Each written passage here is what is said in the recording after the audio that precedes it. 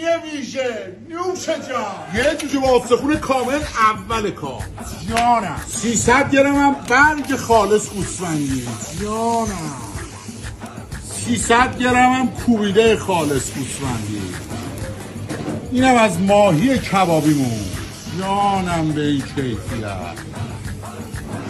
یه سیخ هم گوجه کبابی، فلفل آتیش پاره، یه گردن 500 گرمی هم میاد بغل این خوشمزه‌مون. این که میبینی 1 کیلویی که میره بالا گردن 2 نفره، اینا گردنای 500 گرمیه که میاد داخل سینی.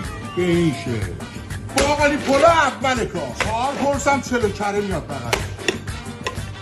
اینم بعدیش تمام. یه چشام دنبالته، دل من شب و روز دنبال دلته. با که روی سس کارامل یه چیز دیگه است. اینو مشتری عزیزمون هر چقدر خواستن دستور بدن میارن خدمتشون. اینم از این جانم میاد بغل این خوشمزه. عشق من این گرد. اینم از سینی ویژمون که خوراک اونایی که مهمونی های ویژه دارن. سینی 5 نفره که تا 6 نفرم جوابه. نوش جان. این کیفیت از طرف امارت لاله تقدیم همه عزیزای ایرانیمون. نوش جان.